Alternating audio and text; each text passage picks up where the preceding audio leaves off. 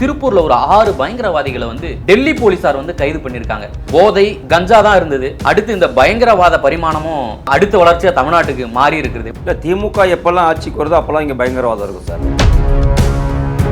தமிழ்நாட்டை பொறுத்த வரைக்கும் எடுத்துங்களேன், மற்ற ஸ்டேட்டை விட தமிழ்நாட்டில் இந்தியா பாகிஸ்தான் மேட்ச் நடக்கும்போது பாகிஸ்தான் ஜெயிக்கணும் இந்தியா தோக்கணும்னு அதிகமாக பதிவிடக்கூடிய நபர்கள் இருக்கக்கூடிய பகுதி சார் இது. தேச விரோதிகள், தேச பற்றே இல்லாதவங்க நிறைய பேர் இன்னைக்கு திமுக இருக்கிறாங்க, விசிக இருக்கிறாங்க. ஒட்டுமொத்தமாக தலித் சமுதாயத்துக்கு பதிலாக இஸ்லாமிய சமுதாயத்தில் முக்கியமாக தீவிரவாதிகளுக்கும் பிரிவினைவாதிகளுக்கும் அடிப்படைவாதிகளுக்கு ஆதரவு தெரிவிக்கக்கூடிய ஒரு தலைவராக தான் திருமாவளவன் இருக்கிறாரு. ஒரு அரசாங்கம் அங்க இருக்கு, மேற்கு வங்கத்தில் இருக்கு. அப்ப அங்க இருக்கக்கூடியவங்க கொஞ்சம் கொஞ்சமாக கேரளா, தமிழ்நாடு இந்த 3 இடத்துல மட்டும்தான் இஸ்லாமிய பயங்கரவாதிகளோட கோட்டையாக. என்னைய என்ன சொல்லியிருக்கிறாங்கன்னா, இவங்க பெரிய சதி திட்டம், கோவில் ஒட்டுமொத்த கோவிலையும் குண்டு வைக்கணும், பெரிய பெரிய கோவில்களாக பார்த்து அந்த இடத்துல குண்டு வைக்கணும் அப்படிங்கிறதா இந்த சதி திட்டம் தீட்டியதாக என்னைய. ராஜீவ்காந்தியை கொன்னது யாரு? பேரறிவாளன். அதில் குற்றம் சாட்டப்பட்டு பேரறிவாளன் தண்டனை அனுபவிச்சார். சிறையிலிருந்து வெளியே வராது. அவர் நீ கட்டி தழுவி வரவேற்கிறேன்னு சொன்னா அவர் என்ன சுதந்திர போட்ட தியாகியா இல்ல ராணுவ வீரரா? நாட்டுக்காக என்ன செஞ்சாரு? அப்ப முதலமைச்சர் நேரா போய் அவர் கட்டி தழுவி வரவேற்கிறான்னு சொன்னா தீவிரவாதத்தை ஆதரிக்கக்கூடிய முதலமைச்சர் தான் இவரு. ரிஃப்ளெக்ட் நேயர்களுக்கு வணக்கம். இன்று நாம் சந்திக்க இருக்கக்கூடிய சிறப்பு விருந்தினர் பாஜகவின் செய்தி தொடர்பாளர் திரு சதீஷ் அவர்கள். சார் வணக்கம். வணக்கம். வணக்கம் சார்.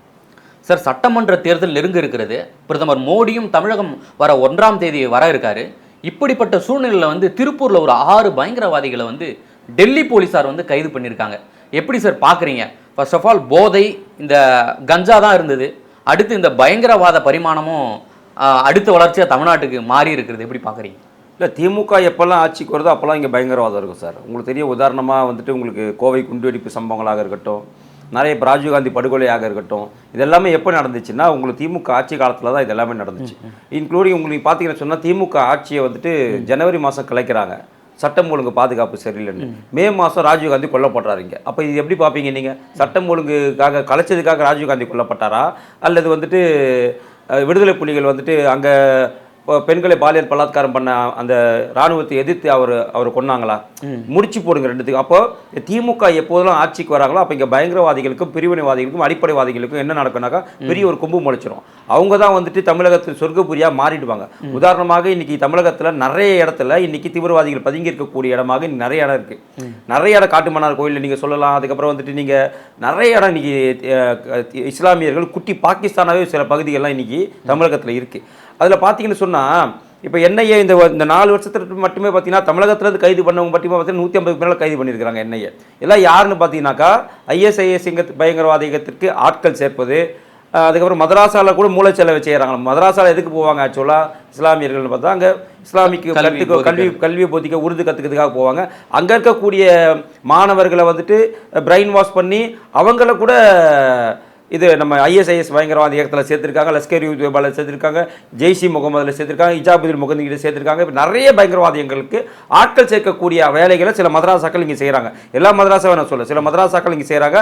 அதுக்காக சமீபத்தில் கூட மதராசாவை கல்வி போதிக்கக்கூடிய ஒரு ஆசிரியரை கூட என்ஐஏ அரெஸ்ட் பண்ணாங்க.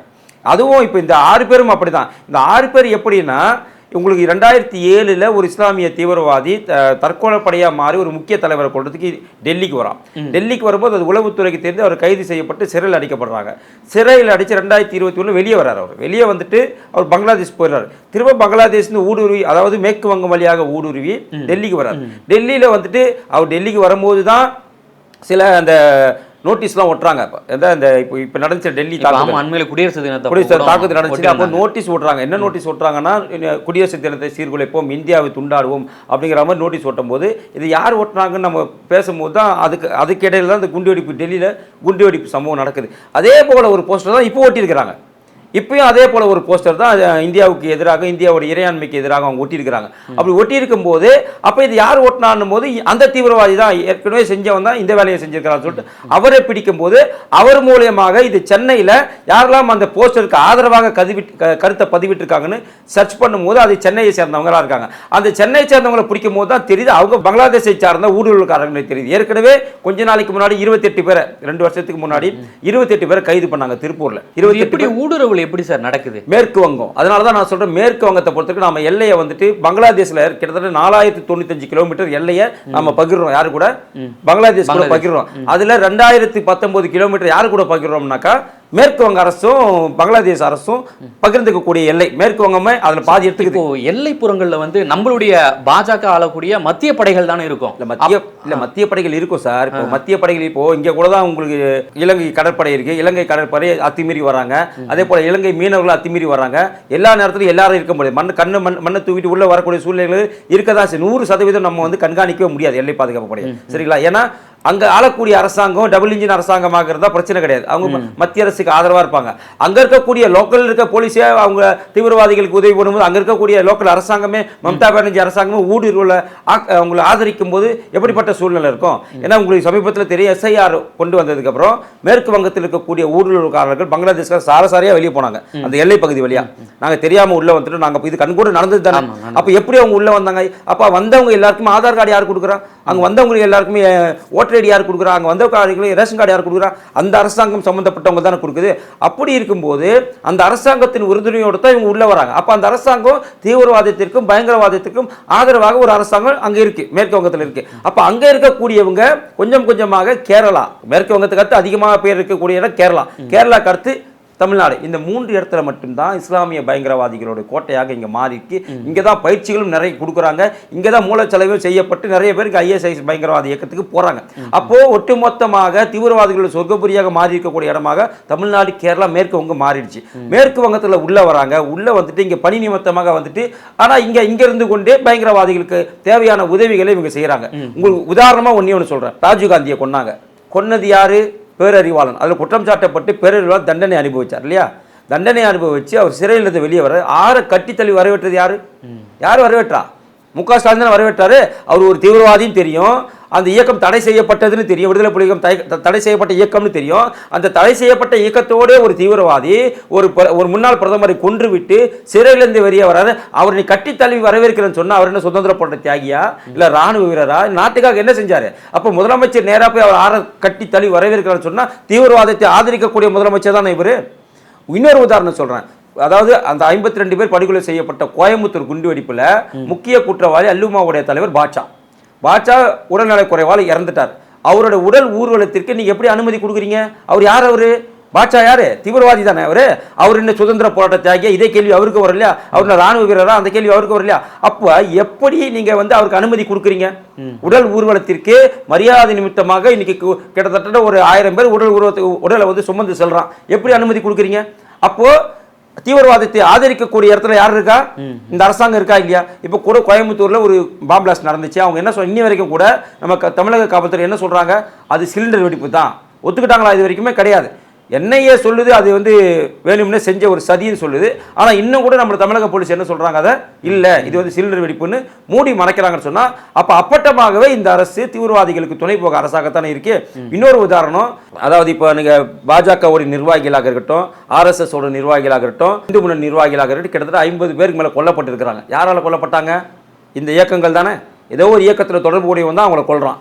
அவங்கள சிறையிலிருந்து ரொம்ப நாள் உள்ள இருக்காங்க, வெளியே வந்து கொண்டு வரணும். அதை நான் வந்துட்டு ஒரு தேர்தல் அறிக்கை யார் கொடுத்தது? திமுக தானே கொடுத்தது.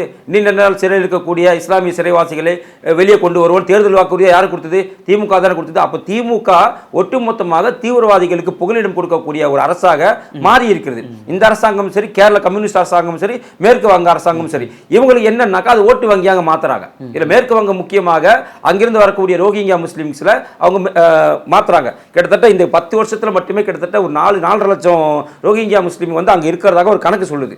அப்போ அந்த அவங்க அனைவருக்குமே ஓட்டர் ஐடி கொடுக்கப்பட்டிருக்கு, அவங்க அனைவருக்குமே ஆதார் கார்டு கொடுக்கப்பட்டிருக்கு. இதெல்லாம் அந்த அரசோட உறுதுணையோட தான் கொடுக்கப்பட்டிருக்கு. அதனால தான் அவங்க எதிர்க்கிறாங்க. ஏன் நாங்க இந்த சிஏஏ கொண்டு வந்தோம்னா இதுதான் காரணம். உங்களுக்கு தெரியும், சிஏஏ சட்டத்தை குடியுரிமை சட்டத்தை அமல்படுத்தாத ஸ்டேட்னு பார்த்தீங்கன்னாக்கா தமிழ்நாடு முதலமைச்சர் தெளிவாக சொன்னார், குடியுரிமை திருத்த சட்டத்தை நாங்கள் இங்கே அமல்படுத்த மாட்டோம். இவர் மட்டும் சொல்லலை, கேரளாலையும் சொன்னார் பினராயி விஜயன், நாங்கள் குடியுரிமை திருத்த சட்டத்தை அமல்படுத்த மாட்டோம். மேற்கு வங்கத்திலே சொன்னாங்க நாங்கள் குடியுரிமை திருத்த. அப்போ என்ன உங்களுடைய பின்னணி என்ன? ஏன் அமல்படுத்த மாட்டேங்கிறீங்க? அப்போ குடியுரிமை திருத்த சட்டத்தை என்ன சொல்றாங்க?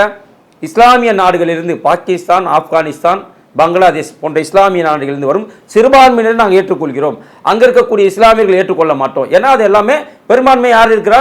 இஸ்லாமியர் இருக்கிறான். பெரும்பான்மையா இஸ்லாமியர் இருக்கிறவங்க எப்படி அகதியா உள்ள வருவான்? அங்கே துன்புறுத்தப்பட்ட சிறுபான்மையை தான் உள்ள வருவான். அப்போ சிறுபான்மையை மட்டும் நாங்கள் ஏற்றுப்போம், அங்கே இருக்கக்கூடிய இஸ்லாமியர்கள் ஏற்றுக்கொள்ள மாட்டோம்னு சொல்லும் போது இல்லை அவங்களே நீ ஏற்றுக்கணும்னு சொன்னாக்கா அப்போ என்ன அர்த்தம்? அப்போ அங்கேருந்து உள்ளே வரான், தீவிரவாத செயலில் ஈடுபடுறான், திரும்ப போயிடுறான். அதுக்கு உறுதுணையாக இருக்க அரசாங்கமாக இந்த 3 அரசாங்கங்களும் இருக்கு. இதைத்தான் நாங்கள் வந்து என்ஐஏ கண்காணித்து இன்னைக்கு ஒவ்வொரு இடத்துலையுமே அமைப்பு மூலம், உளவுத்துறை அமைப்பு மூலம் தகவல் வந்து அந்த இது சம்பவம் நடக்கிறதுக்கு முன்னாடியே கைது செய்யப்படுகிறார். Okay okay sir. இப்போ டெல்லி போலீசார் வந்து திருப்பூர்ல கைது செய்யறாங்க. இப்போ இங்க இருக்கக்கூடிய போலீசார் கவனிக்கப்படாம இருக்கும் இந்த சம்பவம் எல்லாம், கவனிக்க கூடாது. இப்போ அண்ணாமலை, இப்போ எல்முருகன், இது போன்ற பழனிசாமி, நயினார் போன்ற பலரும் இந்த என்டிஏ கூட்டணி இருக்கிறவங்க வந்து கண்டனம் தெரிவிக்கிறாங்க. ஆனா மறுக்க ஆப்போசிட்ல இருக்கவங்க எந்த ஒரு தலைவருமே, இன்னைக்கு விஜய் எல்லாம் பேசுறாரு, சம்பவம் நடந்த போலே தெரியல, ஏன் பேப்பர்ல கூட எதுவும் பெருசா வரல, நியூஸ்லயும் வரலைங்களே சார். இன்னைக்கு தமிழ்நாட்டை பொறுத்த வரைக்கும் எடுத்துங்களேன், மற்ற ஸ்டேட்டை விட தமிழ்நாட்டில் இந்தியா பாகிஸ்தான் மேட்ச் நடக்கும்போது பாகிஸ்தான் ஜெயிக்கணும், இந்தியா தோக்கணும்னு அதிகமாக பதிவிடக்கூடிய நபர்கள் இருக்கக்கூடிய பகுதி சார் இது. தேச விரோதிகள், தேச பற்றே இல்லாதவங்க நிறைய பேர் இன்னைக்கு திமுக இருக்கிறாங்க, விசிக இருக்கிறாங்க. அதிகமான பேர், முக்கியமாக விசிக தலைவர் இருக்கார். விசிக தலைவர் இன்னி வரைக்குமே நீங்க எடுத்துங்க, இங்க இருக்கக்கூடிய இப்போ சமீபத்தில் டெல்லி குண்டுவெடிப்பு நடந்துச்சு, உங்களுக்கு வந்துட்டு அந்த சிந்தூர் ஆபரேஷன் எதுக்கு பண்ணாங்க? பகல்காம் தாக்குதலுக்கு. இதுக்கெல்லாம் அவருக்கு என்ன சொன்னார்? அவங்க என்னமோ பேண்ட்டை கழட்டிட்டு இந்துவா முஸ்லீமா பார்த்து கொண்டா மாதிரி எனக்கு தெரியல, இப்படிலாம் ஒரு அப்பட்டமா பாதிக்கப்பட்ட பெண் அங்க என்ன நடந்ததுன்னு சொல்றாங்க. அதை காதுல வாங்காம இது நடந்ததானே எனக்கு தெரியல அப்பட்டமா ஒருத்தர் போய் சொல்றான்னு சொன்னா இவனை விட தேச விரோதி, இவனை விட தீய சக்தி யார் இருக்க முடியும்? அதாவது இஸ்ரேல்ல முதல்ல தாக்குதல் நடத்தினது யாரு? 1400 பேர் கொன்னது யாரு? பாலஸ்தீனத்தில் இருக்கக்கூடிய அமாஸ் தீவிரவாதிகள். அந்த அமாஸ் தீவிரவாதிகளுக்கு ஆதரவாக இங்க ஆர்ப்பாட்டம் பண்றார் திருமாவளவன். அப்போ தீவிரவாதிகளுக்கு ஆதரவாக இருக்கக்கூடிய ஒரு நபராகத்தான் திருமாவளவன் இருக்கிறாரு. பாட்சா உடல் ஊர்வலத்தில் கலந்து கொள்றாரு. அதிக நாள் சிறையில் இருக்கக்கூடிய இந்த தீவிரவாதிகளை விடுவிக்க வேண்டும் சொல்றவரும் திருமாவளவனா இருக்கிறாரு. அப்போ ஒட்டுமொத்தமாக தலித் சமுதாயத்துக்கு பதிலாக இஸ்லாமிய சமுதாயத்தில் முக்கியமாக தீவிரவாதிகளுக்கு, பிரிவினைவாதிகளுக்கும் அடிப்படை ஆதரவு தெரிவிக்கக்கூடிய ஒரு தலைவராக தான் திருமாவளவன் இருக்கிறாரு. திருமாவளவன் உதவி யாருக்கு வேணும்? மு.க. ஸ்டாலினுக்கு வேணும். அப்போ அந்த தீவிரவாதிகள் ஆதரிக்கக்கூடிய பிரிவினைவாத இயக்கங்கள்லாம் இருக்குல்ல, இன்னைக்கு எஸ்டிபிஐ கட்சி இருக்கு. எஸ்டிபிஐ கட்சி எதோட பரிணாம வளர்ச்சி? பாப்புலர் ஃப்ரண்ட் ஆஃப் இந்தியா, பிஎஃப்ஐயோட பரிணாம வளர்ச்சி தான் அது. அதில் இருக்கக்கூடிய நிர்வாகிகள் தான் நீ இருக்கிறான். இனி பிஎஃப்ஐ நம்ம தடை பண்ணா கூட அதில் இருக்கக்கூடிய நிர்வாகி நீ எஸ்டிபிஐல இருக்கிறான். நாளைக்கு நம்ம எஸ்டிபிஐ தடை பண்ணா இன்னொரு இயக்கத்தை ஆரம்பிப்பான். அவன் அடுத்தடுத்து ஒரு இயக்கத்தை ஆரம்பிச்சுட்டே போவோம். அதுக்கு ஆதரவு தெரிவிக்கக்கூடிய அரசாங்கமாக இந்த தமிழ்நாடு அரசாங்கம் இருக்கு, இந்த தமிழ்நாடு முதலமைச்சர் இருக்காரு. அதனால நாங்க சொல்றோம், நீங்க இருந்தாக்கா இங்க பயங்கரவாதிகள், தீவிரவாதிகள் அதிகமாக ஊடுருவி நாச வேலையை செய்யக்கூடிய, இங்கே பெருசா நாச வேலை நடக்கனாலும் இங்க இருந்து அவர்கள் திட்டம் தீட்டி பல இடங்கள்ல நாச வேலைகளில் ஈடுபடுவாங்க. என்ன திட்டத்திற்காக இங்க ஊடுருவல் செஞ்சிருந்தாங்க? அதை பத்தி பங்களாதேஷ்ல எப்படி ஆட்சி மாற்றம் ஏற்பட்டதோ, எப்படி நேபாள் ஆட்சி மாற்றம் ஏற்பட்டதோ, எப்படி ஸ்ரீலங்காவில் ஆட்சி மாற்றம் ஏற்பட்டதோ, அதே போல இந்தியாவில் ஆட்சி மாற்றத்தை ஏற்படுத்தணும். இவங்களுக்கு ஒரு பெரிய கலவரத்தை தூண்டணும். இப்போ ஜென்சி கிட்ட இருக்கிற அந்த ஒற்றுமையை சீர்குலைச்சு அவங்களை வந்து போராட தூண்டணும். அப்படி போராட, ஏன்னா இதெல்லாம் வந்து அந்நிய அமெரிக்காவாக இருக்கட்டும், நமக்கு இந்தியாவுக்கு எதிராக செயல்படக்கூடிய நாடுகள் சைனா, அமெரிக்கா, இவங்களுடைய கூட்டு சதி தான் இது. அதற்கு ஒத்துழைக்கக்கூடிய, அதற்கு ஒத்துழைப்பு கூடிய நபர்களாகத்தான் இங்க இருக்கக்கூடிய நபர்கள் இருக்கிறாங்க. இதுதான் முக்கிய காரணம். இந்தியா பெரிய வளர்ச்சி அடைவது அவங்களுக்கு புரியல. இந்தியா ஒரு நல்ல ஒரு தலைமையின் கீழே போறது அவங்களுக்கு பிடிக்கல. இந்தியா பொருளாதாரத்திலையும் ராணுவ வலிமையிலையும் பெருசாக இருக்கிறது பிடிக்கல. அதை சீர்குலைக்க வேண்டும் என்பது அந்நிய சக்திகள் கூட கை கோர்த்து இந்த வேலையை செய்யறாங்க. இப்போ அண்மையில அந்த குடியரசு தினத்தப்போ பார்த்தோம், டெல்லி முழுவதும் போஸ்டர் ஒட்டியிருந்தாங்க, அயோத்தியா பக்கம்லாம் போஸ்டர் ஒட்டியிருந்தாங்க. இப்போ எலெக்ஷன் இருக்கிறதுல இந்த சம்பவம் நடக்கிறது, எலெக்ஷன்ல ஏதாவது சம்பவம் நடக்க இருந்ததா? அது முறியடிக்கப்பட்டிருக்கு. இல்ல, அதுதான் இப்போ என்ஐஏ என்ன சொல்லியிருக்கிறாங்கன்னா, இவங்க பெரிய சதி திட்டம், கோவில் ஒட்டுமொத்த கோவிலையும் குண்டு வைக்கணும், பெரிய பெரிய கோவில்களா பார்த்து அந்த இடத்துல குண்டு வைக்கணும் அப்படிங்கறதா இந்த சதி திட்டம் தீட்டியதாக என்னைய தகவல் சொல்றாங்க. இவங்களுடைய அஜெண்டாவே என்னன்னா, கோவில்கள்ல குண்டு வைக்கணும், ஒரு கலவரத்தை உருவா. கோயில குண்டு வைக்கும் போது என்ன நடக்கும்? ஒரு கலவரமா உருவா. பொதுவெளியில குண்டு வைக்கிறது வேற, கோவிலில் குண்டு வைக்கிறது வேற. இப்போ அவங்க தான் வந்து மசூதியில் அவங்களே குண்டு வச்சுப்பாங்க, அது அவங்களுடைய பழக்கம். ஆனால் கேட்டால் அது ஹராம்னு சொல்லுவாங்க, எங்களுடைய கொள்கைன்னு சொல்லுவாங்க, எங்களுடைய கோட்பாடுன்னு சொல்லுவாங்க, எங்களை அல்லா தான் சொல்லி கொடுத்துக்கான்னு சொல்லுவாங்க. ஆனால் அந்த அல்லாவை போய் தொழுகக்கூடிய இடத்துல அவங்க குண்டு வைப்பாங்க. கேட்டால் அது எங்களோட மார்க்கம்னு சொல்லுவாங்க. ஆனால் நம்ம அமைதி மார்க்கமாக இருக்கக்கூடிய, நம்ம வந்துட்டு சாந்தமே உருவமாக இருக்கக்கூடிய ஒரு கோயிலில் போய் நம்ம குண்டு வைக்கிறோன்னு சொல்லும் போது இந்துக்கள் பொங்கி எழுவாங்களா எழுத மாட்டாங்களா? மும்பையில் எப்படி நடந்துச்சு? மும்பையில் எதனால் கலவரம் நடந்துச்சு? இந்து கோவில் மேலே வந்துட்டு இவங்க தாக்குதல் நடத்தினால தான் திரும்ப அவங்க தாக்குதல் நடத்தினாங்க. அந்த திரும்ப தாக்குதல் நடத்தினதுக்கு பிறகு இன்னும் கூட மும்பையில் பெரிய கலவரம் நடக்கல. மும்பை கலவரம் நடந்துச்சு இல்லையா, அதுக்கப்புறம் ஏதாச்சும் பெரிய கலவரம் நடந்துச்சா? ஏன்னா அப்படிப்பட்ட ஒரு தாக்குதல் அங்கே நடத்தப்பட்டது. குஜராத்தில் அப்படிதான். குஜராத் கலவரம் நடந்த பிறகு அங்கே வேற ஏதாவது கலவரம் நடந்துச்சா? கிடையாது. ஏன்னா அங்கேயும் அப்படிப்பட்ட ஒரு தாக்குதல் நடத்தப்பட்டது. அது போலத்தான் இதே போல் தமிழ்நாடு முழுசும் இந்தியா முழுக்க நடக்கணும்னு இவங்க நினைக்கிறாங்க. இந்த எலெக்ஷனை சீர்குலைக்கணும், 5 மாநில தேர்தல் வருது, அந்த 5 மாநில தேர்தலை சீர்குலைக்க வேண்டும், இங்கே ஒரு நாசகார வேலையை செய்யணும்னு இவங்க நினைக்கிறாங்க. அதை என்ஐஏ முறியடித்து. மிக்க நன்றி சார், நேரில் வந்து பல்வேறு தகவல். தேங்க்யூ.